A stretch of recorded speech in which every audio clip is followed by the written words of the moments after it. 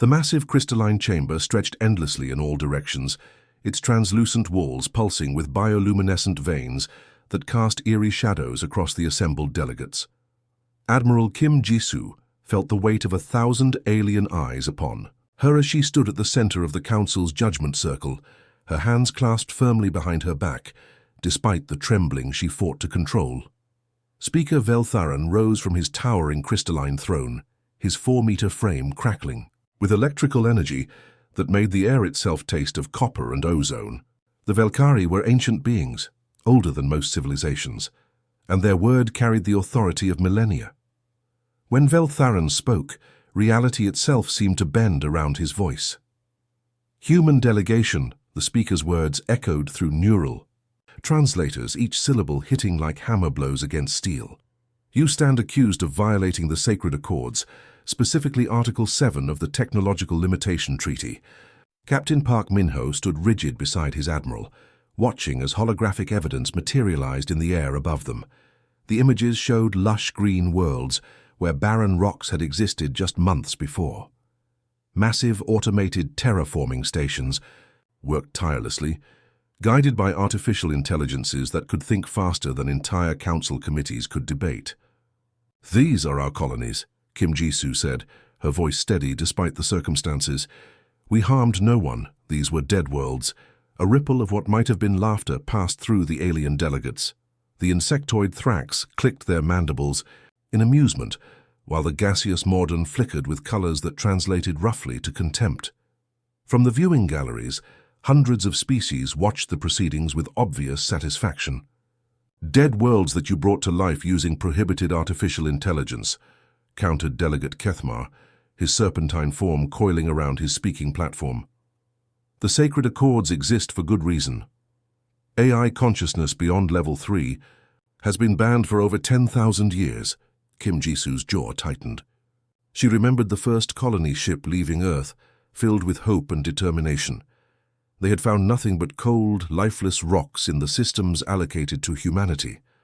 While other species inherited paradise worlds from their ancestors, humans had been given cosmic wastelands and told to make the best of it, so they had. Human ingenuity had created AI systems capable of atmospheric processing, soil generation, and ecosystem development on a scale that impressed even the Council's greatest engineers.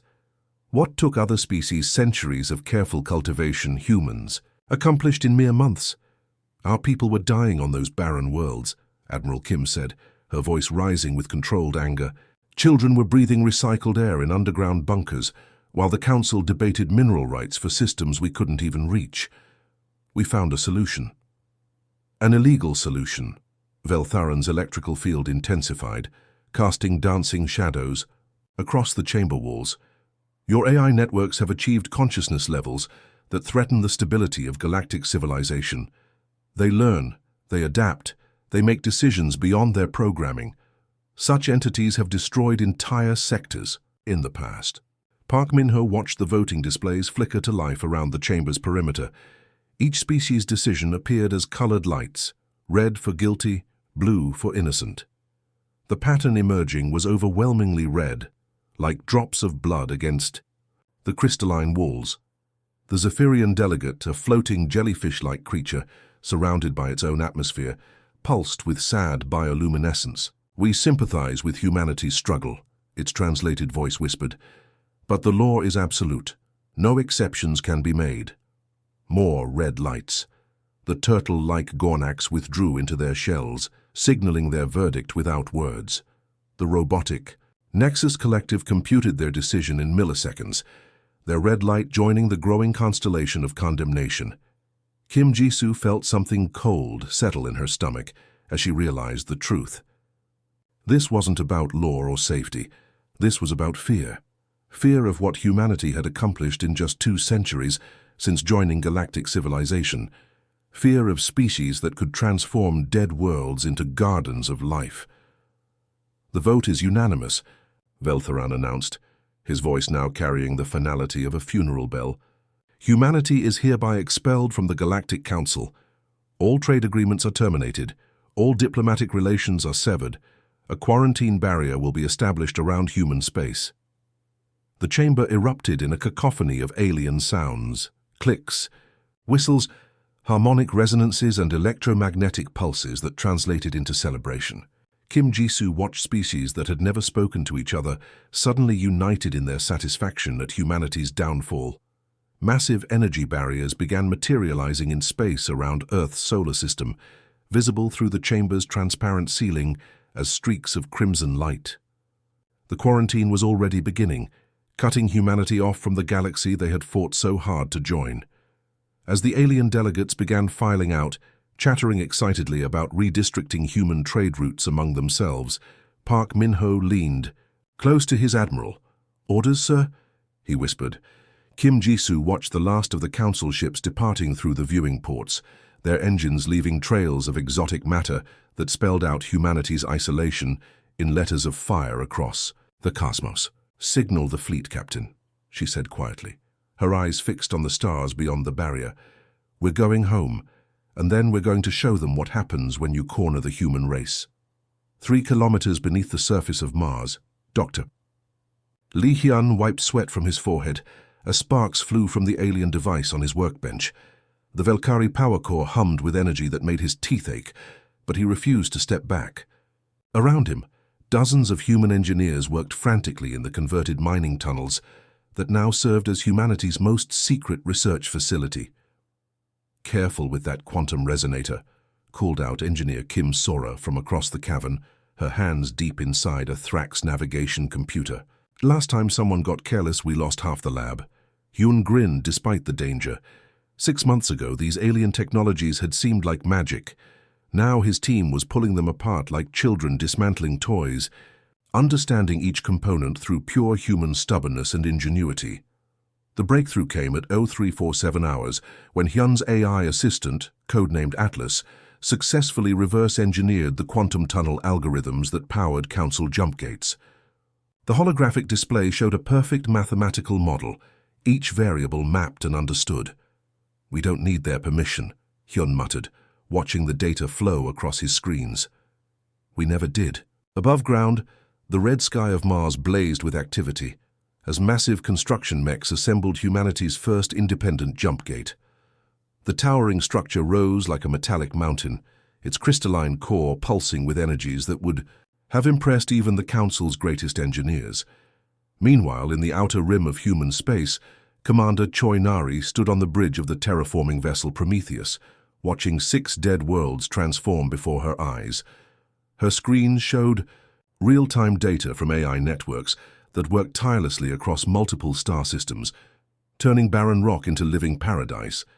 "Ma'am, the atmospheric processors on Kepler 442b are ahead of schedule," reported Lieutenant Park Jin-woo, his voice filled with barely contained excitement. "Oxygen levels are reaching breathable standards."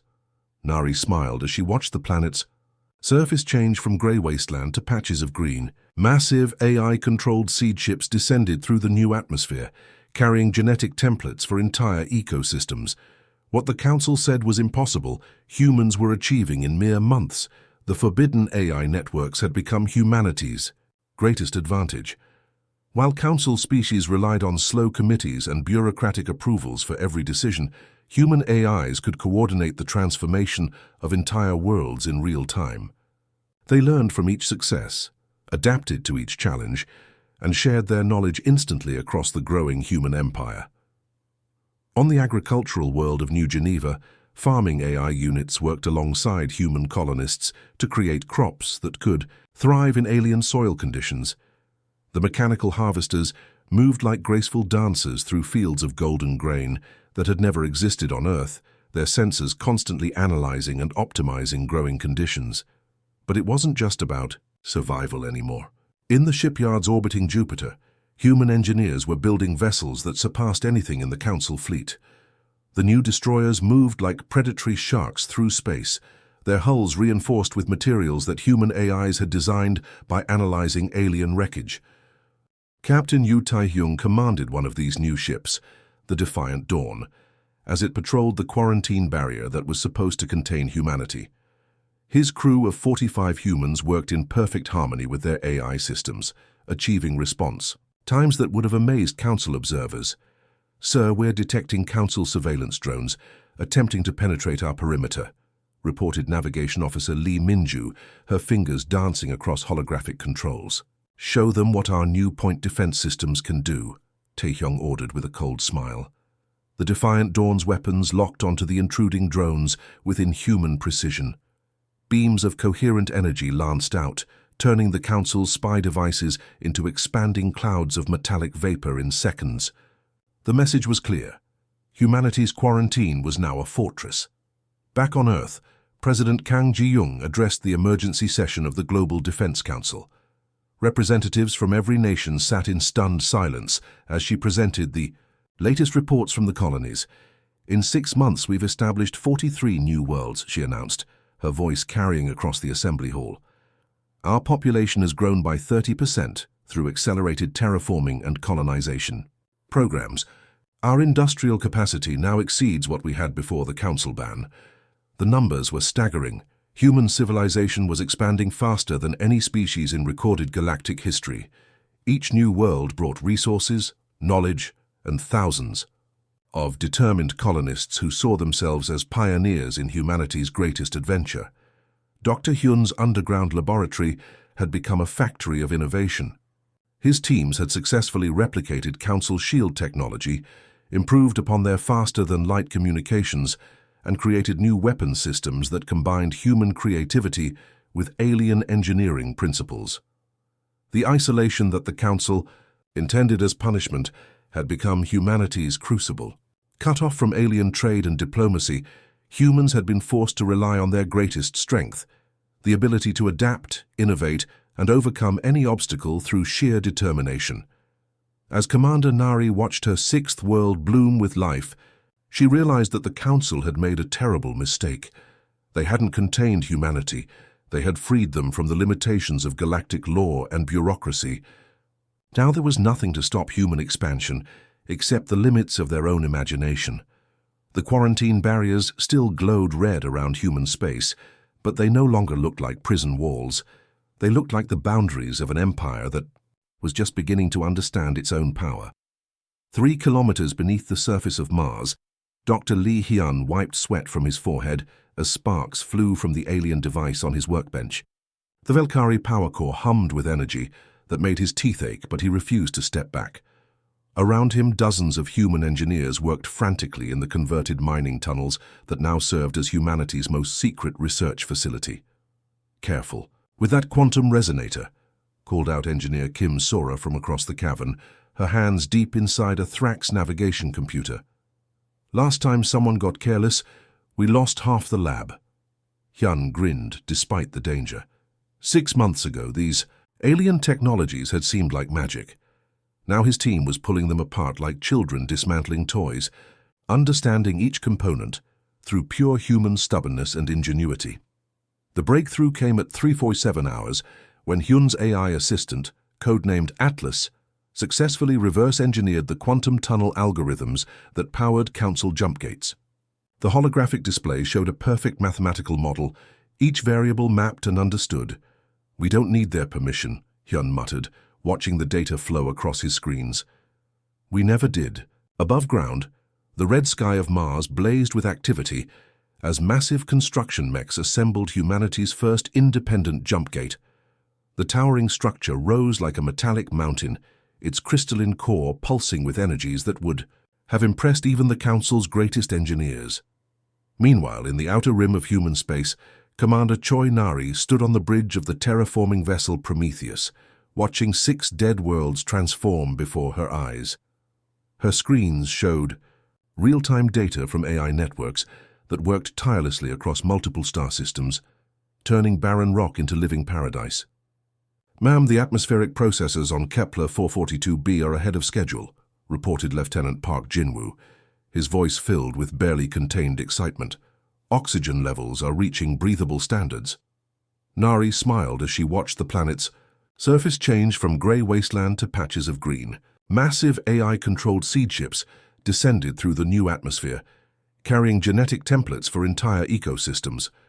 What the Council said was impossible, humans were achieving in mere months. The forbidden AI networks had become humanity's greatest advantage. While council species relied on slow committees and bureaucratic approvals for every decision, human AIs could coordinate the transformation of entire worlds in real time. They learned from each success, adapted to each challenge, and shared their knowledge instantly across the growing human empire. On the agricultural world of New Geneva, farming AI units worked alongside human colonists to create crops that could thrive in alien soil conditions. The mechanical harvesters moved like graceful dancers through fields of golden grain that had never existed on Earth, their sensors constantly analyzing and optimizing growing conditions. But it wasn't just about survival anymore. In the shipyards orbiting Jupiter, human engineers were building vessels that surpassed anything in the Council fleet. The new destroyers moved like predatory sharks through space, their hulls reinforced with materials that human AIs had designed by analyzing alien wreckage. Captain Yu Tae-hyung commanded one of these new ships, the Defiant Dawn, as it patrolled the quarantine barrier that was supposed to contain humanity.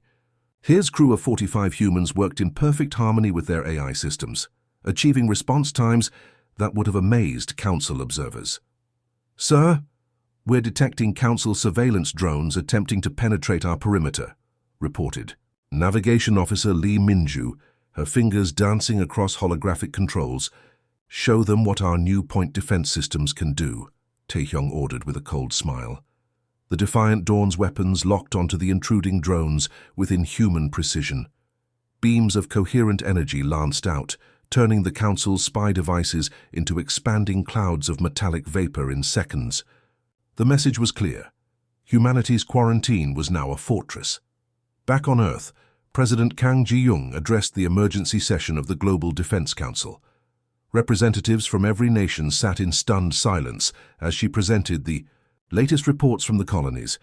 "In 6 months, we've established 43 new worlds," she announced, her voice carrying across the assembly hall. "Our population has grown by 30% through accelerated terraforming and colonization programs. Our industrial capacity now exceeds what we had before the Council ban." The numbers were staggering. Human civilization was expanding faster than any species in recorded galactic history. Each new world brought resources, knowledge, and thousands of determined colonists who saw themselves as pioneers in humanity's greatest adventure. Dr. Hyun's underground laboratory had become a factory of innovation. His teams had successfully replicated Council shield technology, improved upon their faster-than-light communications, and created new weapon systems that combined human creativity with alien engineering principles. The isolation that the Council intended as punishment had become humanity's crucible. Cut off from alien trade and diplomacy, humans had been forced to rely on their greatest strength, the ability to adapt, innovate, and overcome any obstacle through sheer determination. As Commander Nari watched her 6th world bloom with life, she realized that the Council had made a terrible mistake. They hadn't contained humanity. They had freed them from the limitations of galactic law and bureaucracy. Now there was nothing to stop human expansion except the limits of their own imagination. The quarantine barriers still glowed red around human space, but they no longer looked like prison walls. They looked like the boundaries of an empire that was just beginning to understand its own power. Captain Yoon Dae-ho stood on the bridge of the exploration cruiser New Horizon, watching the star charts unfold before him like a treasure map. 2 years after the Council's ban, humanity had pushed beyond the quarantine barriers into regions that most galactic civilizations had never bothered to explore. What they found there changed everything. "Sir, long-range sensors are detecting another habitable system," reported Navigation Officer Kim Young-soo, his excitement barely contained. "That makes 17 in this sector alone." Dae-ho smiled as he studied the data streaming across his screens. The outer rim territories stretched endlessly in all directions, filled with worlds that had never seen Council ships or alien colonies. It was virgin space, waiting for someone bold enough to claim it. "The Council kept all the good real estate for themselves," muttered Chief Engineer Park Hye-jin from her station. "Left the scraps for newcomer species like us." But these weren't scraps. The New Horizons advanced scanners revealed planets rich with rare minerals, gas giants perfect for fuel harvesting, and asteroid belts loaded with resources that could power entire civilizations. The Council had either overlooked this region, completely or deliberately kept it secret. As the exploration fleet moved deeper into uncharted space, they encountered something unexpected. On the fourth planet of the Kepler-186 system, their sensors detected massive industrial operations and energy signatures that didn't match any known Council technology.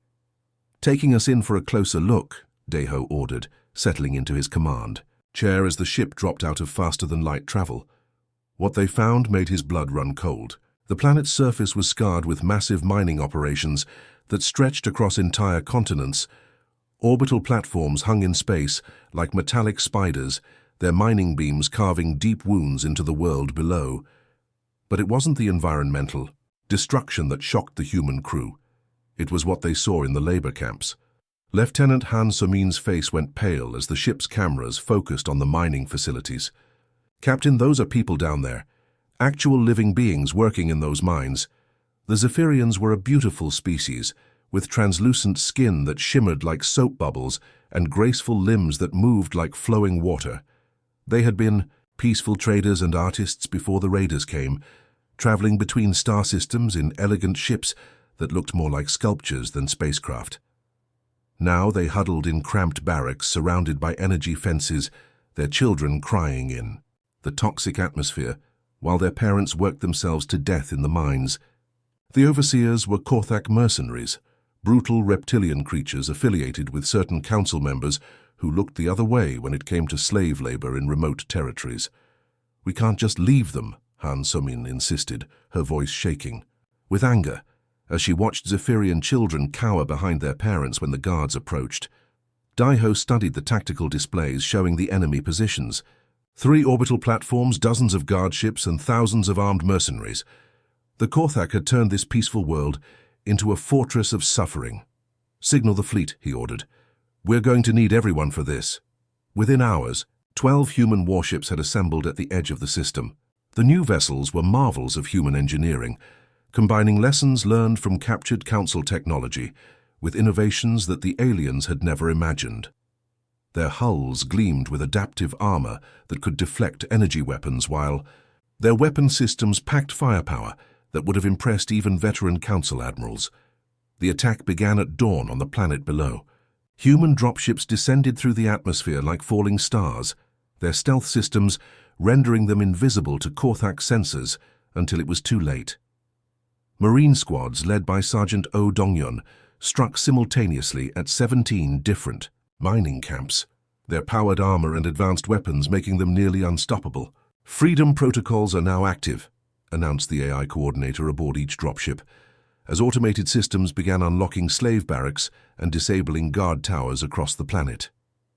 In space, the battle was even more decisive. The human fleet moved with a coordination that amazed their own crews, each ship responding to threats before they fully materialized. Captain Lee Jinwan's destroyer eliminated 3 enemy vessels in the first minute of combat, while Commander Shin Yuna's cruiser disabled the main orbital platform with a single precisely targeted strike. The Korthak had expected easy prey. Instead, they faced an enemy that fought with a fury they had never encountered. Human Marines didn't just defeat their opponents, they protected the Zephyrian civilians with a dedication that confused the mercenaries. Why would conquerors care? About preserving the lives of aliens? When the smoke cleared, 3 worlds had been liberated in coordinated strikes that lasted less than 6 hours. The surviving Korthak fled in whatever ship still functioned, carrying tales of a new military force that appeared from nowhere and fought like demons to protect the innocent. But Daiho's real surprise came when he offered the Zephyrians their freedom.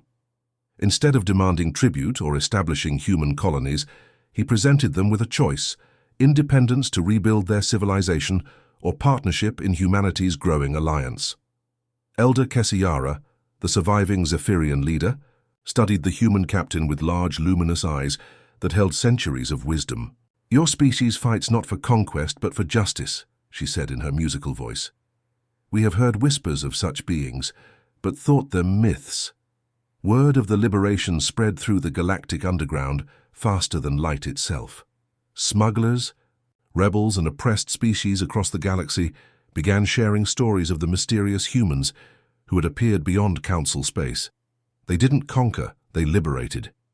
They didn't demand submission, they offered partnership. As the New Horizon prepared to depart for the next unexplored system, Deho looked back at the healing world below. Zephyrian ships were already joining his fleet, their elegant forms a stark contrast to the angular human vessels.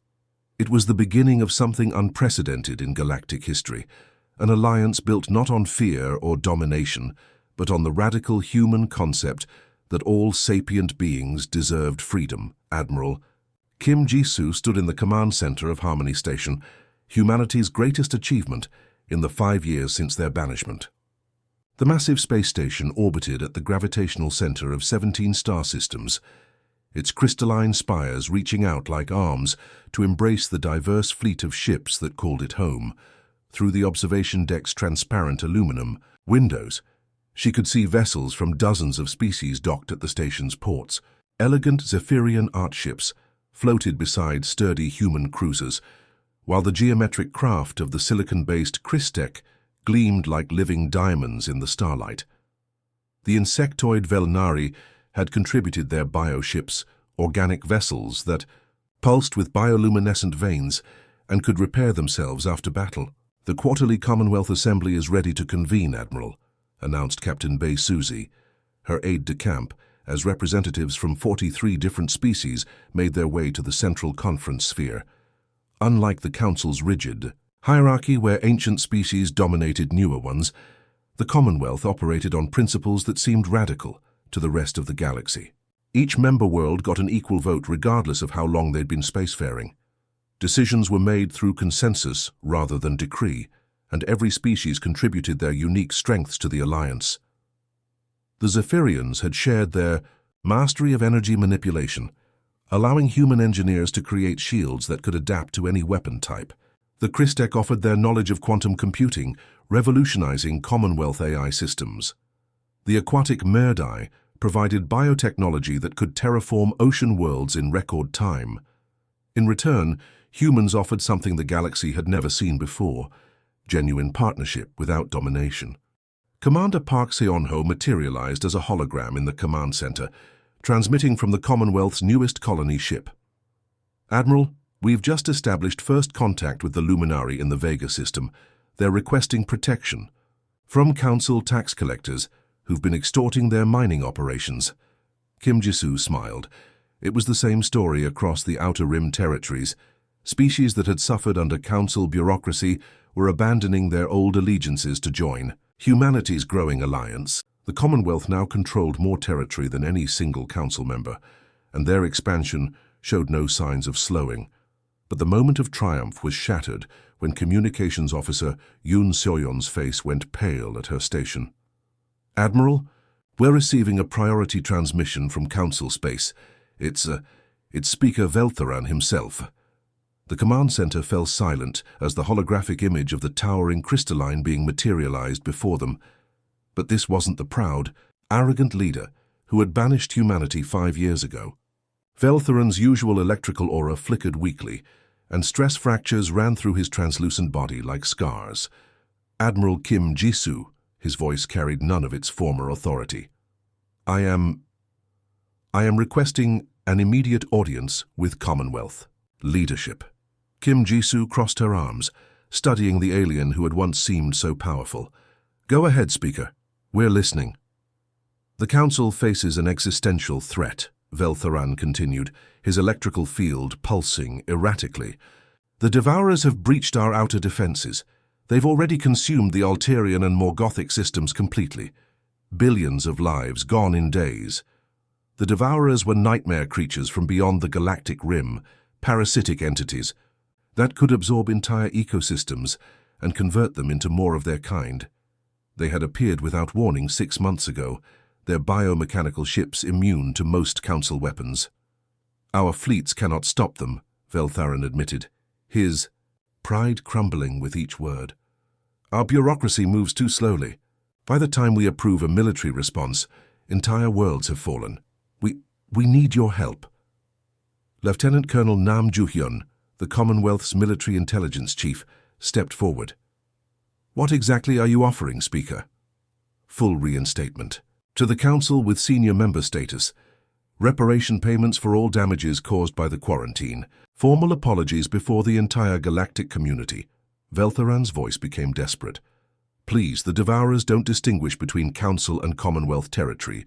If they're not stopped, they'll consume everything. Kim Jisoo was quiet for a long moment, remembering the humiliation in those crystalline chambers years ago, the smug satisfaction on alien faces as humanity was cast out, the quarantine barriers that had tried to cage her species like dangerous animals. You know what's interesting, Speaker? She finally said, her voice calm and measured. 5 years ago you told us that humanity was too dangerous to remain in galactic civilization, that our AI technology and rapid expansion threatened the stability of the galaxy. Veltharan's electrical field dimmed further. We made errors in judgment. Now you come to us because your rigid system can't adapt quickly enough to face a real threat, Kim Jisoo continued. Because while you were debating and forming committees, we were building something better. She gestured to the tactical displays showing Commonwealth fleet positions. Hundreds of ships from dozens of species moved in perfect coordination, their AI systems sharing data instantaneously across light years of space. We're no longer interested in joining your council, Speaker, Kim Jisoo said firmly. Your hierarchy, your bureaucracy, your notion that some species matter more than others. We've moved beyond all of that. Veltharan's form seemed to collapse in on itself. Then you'll leave us to face the Devourers alone? Kim Jisoo's expression softened slightly.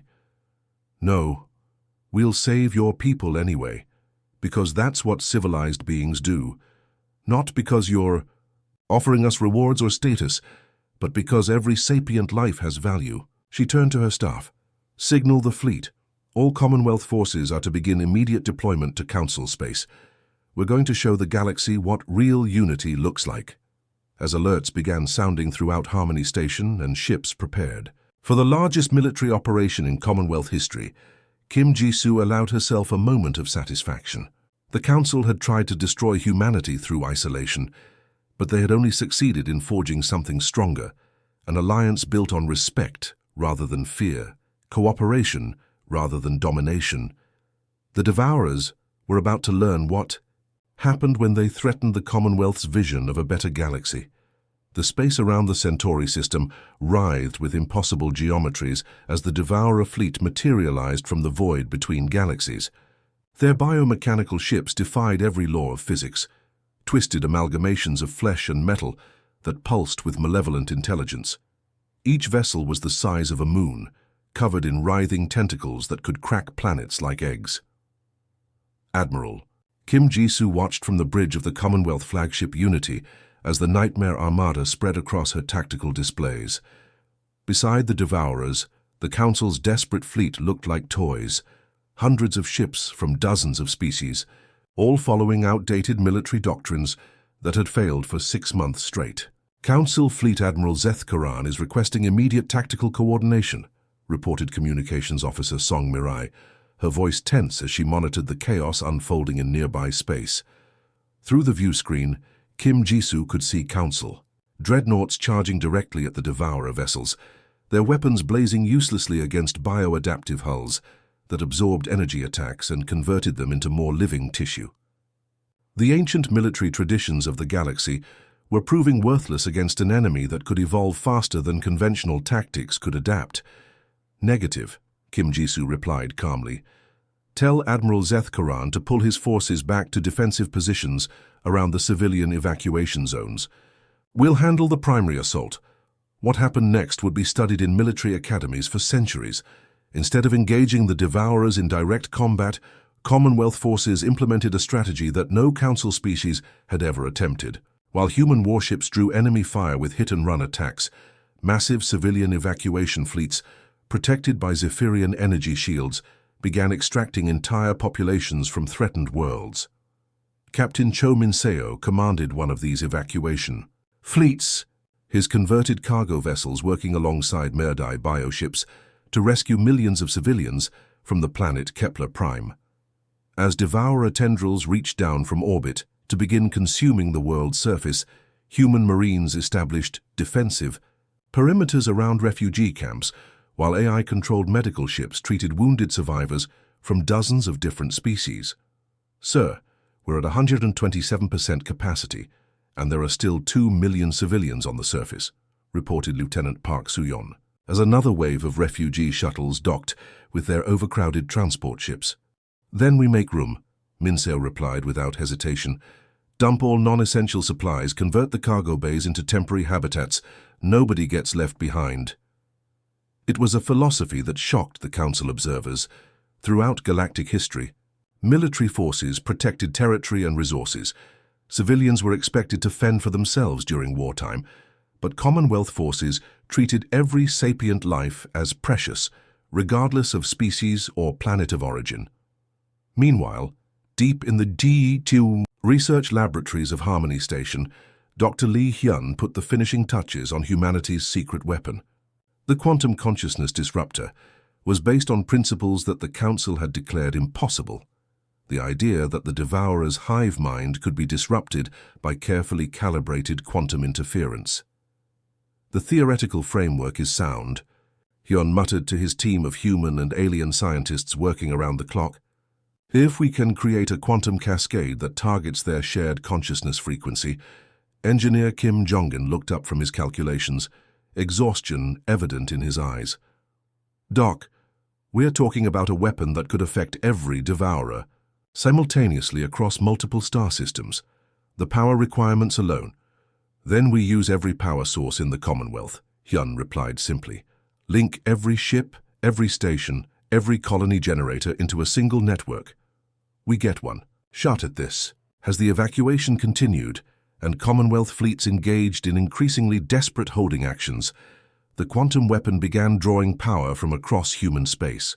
Solar collectors, fusion reactors, even the bioenergy systems of allied organic ships all contributed to the growing charge. The moment of truth came when the largest Devourer vessel, a nightmare creature the size of Earth's moon, began its assault on the heavily populated world of New Geneva. Council forces watched helplessly, as their most powerful weapons had no effect on the creature's adaptive defenses. "All ships, maintain your positions," Admiral Kim Jisoo broadcast across the Commonwealth fleet. "Dr. Hyun, you are cleared to fire." The quantum pulse erupted from Harmony Station like a wave of invisible fire, racing across space at speeds that transcended light itself. When it struck the Devourer fleet, the effect was instantaneous and absolute. The biomechanical ships simply stopped. Their writhing movements ceased, their weapon systems powered down, and their hive consciousness shattered like glass. Without their shared intelligence, the individual Devourer organisms reverted to simple predatory instincts, turning on each other in confused feeding frenzies that destroyed their own fleet more effectively than any conventional weapon. "Confirmed kill on all Devourer vessels in this sector," reported Tactical Officer Lim Chae-young, her voice filled with amazement. "Sir, we're receiving similar reports from every other battlefront. They're all dead." As the immediate threat ended, Commonwealth medical ships and supply vessels spread across the devastated systems, bringing aid to worlds that the Council had written off as lost. Human engineers worked alongside Christech technicians to restore planetary infrastructure, while Zephyrian artists helped traumatized survivors process their experiences through therapeutic art forms. Speaker Veltharan stood in the ruins of his crystalline chambers on the Council homeworld, watching through the transparent walls as Commonwealth vessels delivered supplies and medical aid to refugee camps. His own government had been preparing to abandon these survivors to focus resources on defending core Council worlds. "Your Excellency," his aide whispered nervously, 17 more systems have formally petitioned to leave the Council and join the Commonwealth. The Ulterian survivors are demanding representation in the Human Alliance." Veltharan's electrical field flickered weakly as he watched human medics treating wounded Council citizens with the same care they showed their own people. After 6 months of military failures and bureaucratic paralysis, it had taken humanity less than a week to end the Devourer threat and begin healing the galaxy's wounds. "Cancel the emergency session," he said quietly, "and begin drafting formal dissolution papers for the Council." "Sir?" the aide gasped in shock. "It's over," Veltharan replied, his voice carrying the weight of millennia. We convinced ourselves that humanity was too dangerous, because they represented everything we could have become but chose not to be. They weren't banned for being a threat to galactic civilization. They were banned because they showed us what real civilization could look like. As Commonwealth ships continued their rescue operations across former Council space, a new order was taking shape among the stars.